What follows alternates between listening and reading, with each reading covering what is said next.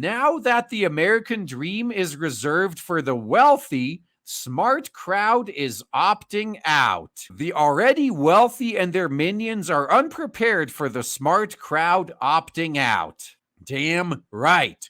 Clueless economists are wringing their hands about the labor shortage without looking into the underlying causes, one of which is painfully obvious.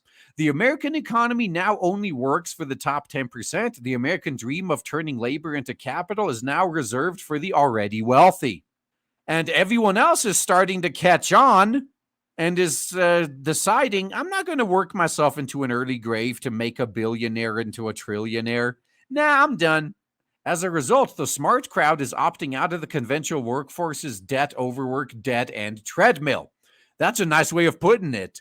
So, by the way, this guy, Charles Hugh Smith, he's the guy that made that bloat chart I like to show all the time as well. Now, this dude knows what he's talking about most of the time. What clueless economists, pundits, and politicos don't dare acknowledge is that credentials and hard work are not a ticket to middle-class security. They're a ticket to impossible workloads demanded by global corporations and high-cost lifestyles anchored by student loan debt, high rents, and out-of-reach real estate.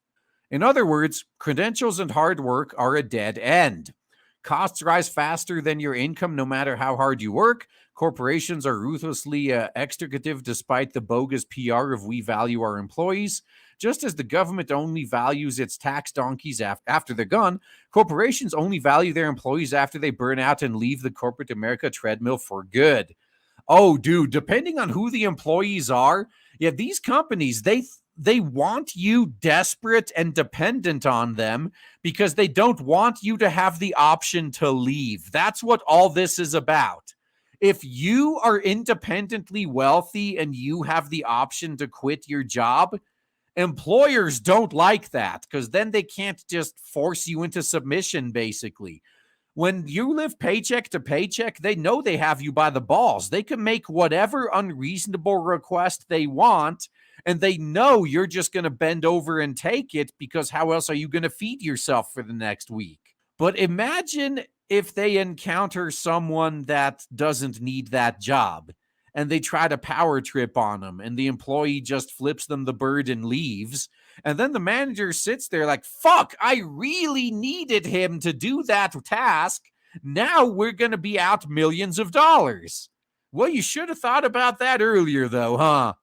Credentials and hard work are a dead end financially and health-wise.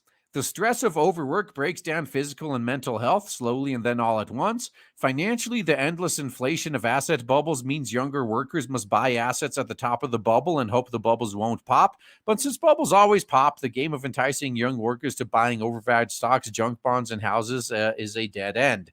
It's all about greater fools, right? That's how Ponzi schemes work. You need to always find a greater fool to buy it from you. And thankfully, they're manufacturing a steady supply of greater fools in the public indoctrination system and college. So rather than building real wealth, gaming in bubbles is ultimately destructive to both wealth and health, because once the phantom wealth generated by a bubble dissipates, those who believed it was all forever are devastated. Yeah, you got to know when to, how's that saying in gambling? You got to know when to hold them and when to fold them. If you're buying into a bubble, you got to know when to check out because there's no point. If your house suddenly rockets 600% in value and you don't sell and you hold on to it and then it plummets back down, it was all for nothing. The hope that there will be a safe haven when bubbles pop is another aspect of this time it's different, and this belief has led many to drop out of the workforce to speculate their way to wealth. Given this is the greatest bubble of all time, this strategy has been gloriously successful, as the rising tide has raised all boats across virtually every asset class. But few of the newly minted millionaires have any experience of bubbles popping, and so few are prepared for the end game. Since bubbles often exhibit symmetry, the skyrocket ascent will likely be matched by a catastrophically steep decline that leaves this time it's different believers in disbelief. Yeah, you got to know when to cash out, basically. Things are different for the top tier of the already wealthy. When family money pays for college and the down payment on a house, the lucky offspring have no student loan debt chains holding them and none of the hopeless Red Queen's race of trying to save up a down payment as housing prices accelerate away from hapless savers. Yeah, thank you for that, government. Wouldn't have to get into student loan debt if you didn't guarantee student loans and you could still literally work a part-time job to pay your way through college. Family money offers other cost-free goodies to the fortunate offspring. Use the family vacation home, income from family trust fund assets, the benefits of family connections, for example, the advantages of given to alumni of prestigious schools in terms of admitting their offspring, and valuable class-based memberships, both formal and informal. Yeah, and that's literally the whole point of going to prestigious schools, by the way. You don't go there to learn anything. You go there to network with rich, well-connected people.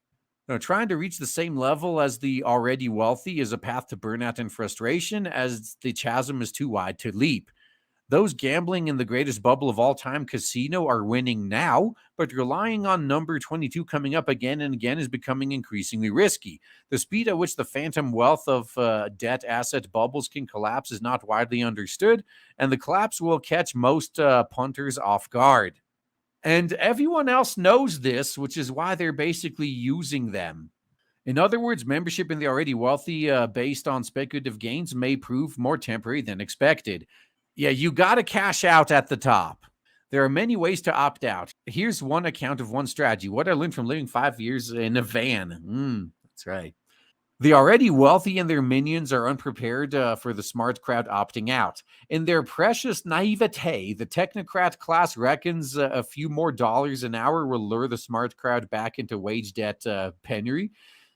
The failure of their pathetic little carrots to entice the burned out donkeys back to the harness of making billionaires wealthier in exchange for, well, nothing of any real value will be a great shock to those who believe that since the status quo works for me, it works great for everybody.